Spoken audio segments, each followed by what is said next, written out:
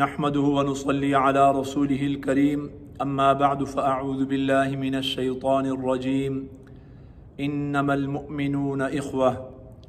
اللہ رب العزت کا ارشاد ہے کہ تمام کے تمام مسلمان ایک دوسرے کے بھائی ہیں، اور نبی کریم صلی اللہ علیہ وسلم نے ارشاد فرما دیا المسلم اخو المسلم لا یظلمہ ولا یخذلہ، کہ مسلمان دوسرے مسلمان کا بھائی ہے، نہ تو اس کے اوپر ظلم کرتا ہے اور نہ ہی اسے رسوا کرتا ہے، نہ ہی اسے بے یار و مددگار چھوڑتا ہے۔ اسی طرح نبی کریم صلی اللہ علیہ وسلم نے ایک اور حدیث میں ارشاد فرمایا المؤمن للمؤمن کالبنیان یشد بعضه بعضا وشبک بین اصابعہ، کہ ایک مومن اور مسلمان دوسرے مسلمان کے لیے دیوار کی مانند ہے، کہ جس طرح دیوار کی اینٹیں آپس میں ایک دوسرے کے ساتھ مل کر مضبوط ہوتی ہیں، اسی طرح ایک مسلمان دوسرے کے ساتھ مل کر یہ امت کی جو وحدت ہے وہ مضبوط ہوگی اور مسلمان اس سے مضبوط ہوں گے۔ میرے محترم دوستو، یہ اللہ اور اللہ کے رسول صلی اللہ علیہ وسلم ہمیں فرما گئے ہیں، اور یہ ہمارا جو رشتہ ہے، جو اخوت کا رشتہ ہے، ظاہر ہے کہ یہ نسبی اخوت نہیں ہے اور نسبی بھائی چارہ نہیں ہے، بلکہ یہ دینی رشتہ ہے اور ایمان کے اعتبار سے ہمارا رشتہ ہے۔ اور علماء فرماتے ہیں کہ ایمان کے اعتبار سے اور دینی جو رشتہ ہے اور جو اخوت ہے، یہ نسبی رشتے اور اخوت سے زیادہ پائیدار اور مضبوط ہے۔ اور دلیل اس کی یہ ہے کہ جو ایمان کا رشتہ ہے، اسے آپ کسی صورت میں چھوڑ نہیں سکتے، اسے آپ قطع نہیں کر سکتے، اسے آپ توڑ نہیں سکتے، اس لیے کہ اگر آپ کسی مسلمان بھائی کے ساتھ، چاہے وہ نسب میں آپ کا رشتہ دار نہیں ہے، اس کے ساتھ آپ صلی اللہ علیہ وسلم کے ارشاد کے مطابق اگر 3 دن تک قطع کلامی کریں گے، اور فرمایا کہ من حجر اخاہ فوق 3 فما دخل النار، کہ جس نے اپنے مسلمان بھائی کے ساتھ 3 دن تک قطع کلامی کی، بات نہیں کی، اس حالت میں وہ مر جاتا ہے تو وہ سیدھا جہنم میں جائے گا۔ لیکن اگر آپ کا سگا بھائی، آپ کا نسبی رشتہ دار اللہ نہ کرے اللہ اور اس کے رسول صلی اللہ علیہ وسلم کا دشمن ہو جاتا ہے، آپ کا دینی دشمن ہو جاتا ہے، تو پھر ابو بکر صدیق رضی اللہ تعالیٰ عنہ جیسی شخصیت وہ تیار ہو جاتی ہے اپنے بیٹے کو قتل کرنے کے لیے، اور وہ کہتی ہے کہ بیٹا اگر میرے سامنے تو آ جاتا تو میں تمہیں نہ چھوڑتا۔ میرے محترم دوستو، حالانکہ خونی رشتہ ہے، تو خونی جو رشتہ ہے معلوم ہو اتنا پائیدار نہیں ہے جتنا کہ دینی رشتہ مضبوط ہے۔ لیکن اللہ نہ کرے آج ہم دیکھتے ہیں ہمارے سامنے جو ہے نا اس قسم کے مناظر آتے ہیں کہ بڑے بڑے جو ہے نا گروہ وہ ایک مسلمان بھائی کی دکان کے اوپر جاتے ہیں اور اس کو کہتے ہیں کہ آدھے گھنٹے کے اندر جو ہے نا اپنا کاروبار بند کر لو، مسلمان بھائی کی گاڑی کو روکتے ہیں، اس کا جو ہے نا مالی نقصان کرتے ہیں، اس کو قتل کرتے ہیں۔ میرے محترم دوستو، یہ کیسی مسلمانی ہے اور یہ کیسا ہمارا اسلامی بھائی چارہ ہے؟ اللہ کے رسول صلی اللہ علیہ وسلم نے اور اللہ رب العزت نے جو ہمارے درمیان یہ اسلامی اخوت پیدا فرمائی، اس کے ساتھ ہم کیا کر رہے ہیں؟ میرے محترم دوستو، مسلمان کی جان کتنی قیمتی ہے۔ اللہ رب العزت نے قرآن کریم میں سب سے زیادہ جو سخت وعید ارشاد فرمائی ہے وہ قتل کے متعلق ہے۔ فرمایا وَمَن يَقْتُلْ مُؤْمِنًا مُتَعَمِّدًا فَجَزَاؤُهُ جَهَنَّمْ، جس نے کسی مسلمان کو جان بوجھ کر قتل کیا۔ میرے محترم دوستو، اور وہ لوگ جو قتل کرتے ہیں ذرا ان کو یہ سنا دو، اور قاتلوں ذرا سنو اس کو، جو قومیت کے نام کے اوپر، زبان کے نام کے اوپر، عصبیت کے نام کے اوپر اور فرقہ واریت کے نام کے اوپر لوگوں کو قتل کرتے ہیں، معصوموں کی جانیں لیتے ہیں۔ ایک جو ہے نا ٹریگر آپ نے جو ہے نا دبایا اور اگلے معصوم کی جو ہے نا آپ نے جان لے لی، مسلمان بھائی کی۔ اللہ رب العزت کتنا غصہ فرما رہے ہیں، فرمایا وَمَن يَقْتُلْ مُؤْمِنًا مُتَعَمِّدًا، جس نے کسی مسلمان کو جان بوجھ کر قتل کیا، فرمایا فَجَزَاؤُهُ جَهَنَّمْ، اس کا جو بدلہ ہے اور ٹھکانہ ہے وہ جہنم ہے۔ یہاں پر اللہ رب العزت نے بس نہیں کیا، آگے دیکھیں کتنی سٹیپ بائی سٹیپ جو ہے نا مزید جو ہے نا وعیدیں جو ہے نا وہ بیان جو ہے نا فرما رہے ہیں کہ اللہ رب العزت جو ہے نا وہ بالکل بس ہی نہیں ہوتے۔ فَجَزَاؤُهُ جَهَنَّمْ خَالِدًا فِيهَا، وہ ہمیشہ اس کے اندر رہے گا۔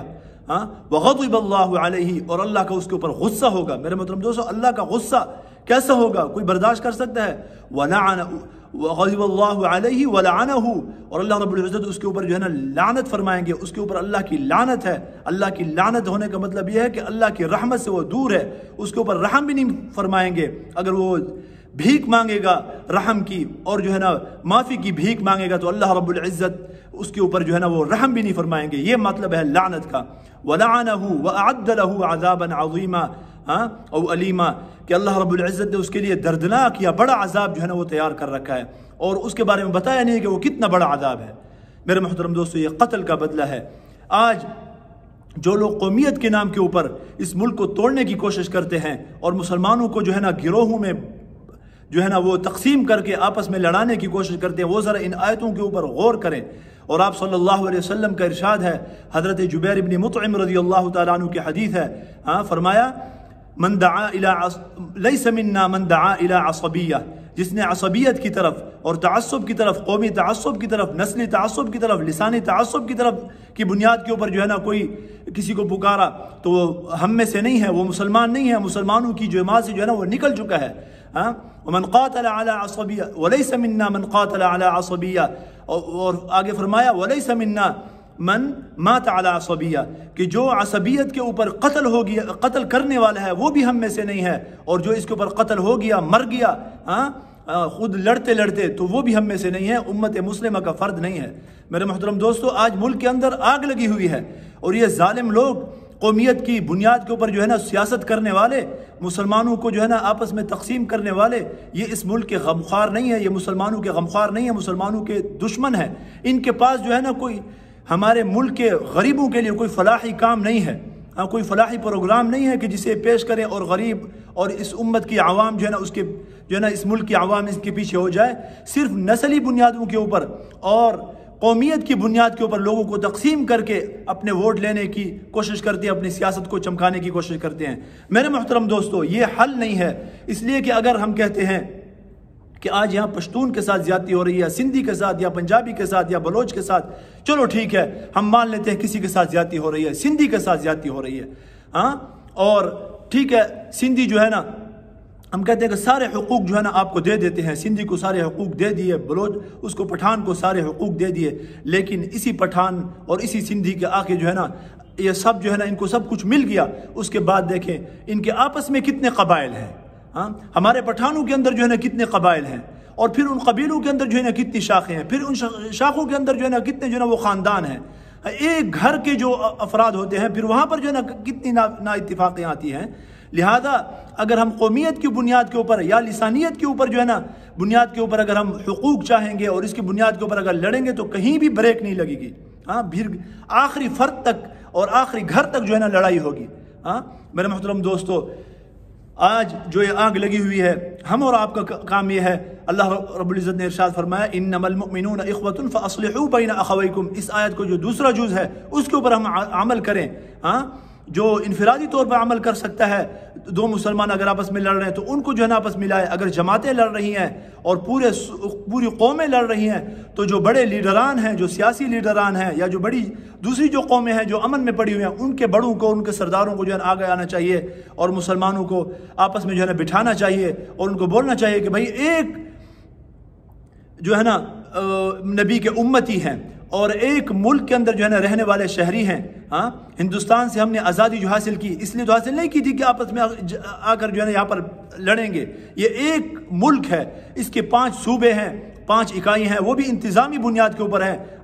تو اس ملک کا ہر فرد وہ ایک کونے سے دوسری جگہ پر جا کر جو ہے نا آزادانہ جو ہے نا وہ جا بھی سکتا ہے بغیر ویزے کے، ہر چیز کے، اور وہاں پر وہ کاروبار بھی کر سکتا ہے، اس کو آزادی کے ساتھ رہنے کا، آزادی کے ساتھ کاروبار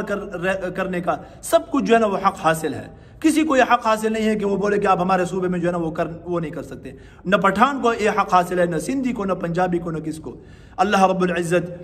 ان لوگوں کو ناکام کرے جن کی یہ کوشش ہے کہ یہ امت جو ہے نا تقسیم ہو جائے اور پاکستان کے جو مسلمان ہیں آپس میں جو ہے نا باہمی دست و گریبان ہو جائیں۔ یہ لوگ ہمارے غمخوار نہیں ہیں میرے محترم دوستو۔ اللہ رب العزت ہمارے بڑوں کو آگے آنے کی توفیق عطا فرمائے کہ اس چیز کو جو ہے نا ختم کریں۔ اور پھر میرے محترم دوستو، ہم دیکھتے ہیں کہ جتنے بھی بڑے لوگ ہمارے ملک میں گزرے ہیں، کون ہیں؟ محمد علی جناح ہے، علامہ اقبال ہے، اور علماء میں جو بڑے بڑے لوگ ابھی موجود ہیں یا دوسرے جو حضرات ہیں، جتنے بھی بڑے لوگ ہیں، ڈاکٹر عبدالقدیر خان صاحب کو دیکھیں، میں علماء کی بات نہیں کروں گا، عام لوگوں کی بات کروں گا جو کہ ہر کسی کو سمجھ آئے۔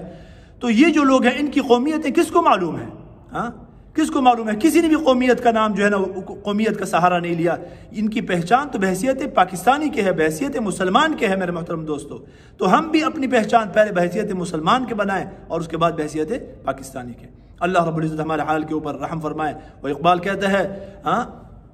فرقہ بندی ہے کہیں اور کہیں ذاتیں ہیں، کیا زمانے میں پنپنے کی یہی باتیں ہیں۔ ہم کو اور کچھ نہیں کریں گے، بس یہی لڑتے رہیں گے۔ کبھی جو ہے نا فرقواریت کے نام کے اوپر، شیعہ سنی کے نام کے اوپر، بریلوی اور دیوبندی اور اہل حدیث اور غیر مقلد اور پنجپیری اس کے نام کے اوپر، اور جو ہے نا کبھی جو ہے نا پٹھان پنجابی اور سندھی اور ان چیزوں کے نام کے اوپر لڑتے رہیں گے، اور اسی طرح اپنے ملک کو جو ہے نا نقصان کرتے رہیں گے، آگے نہیں لے جائیں گے اس کو۔ اللہ پاک ہمارے حال کے اوپر جو ہے نا رحم فرمائے۔ وآخر دعوانا ان الحمد للہ رب العالمین۔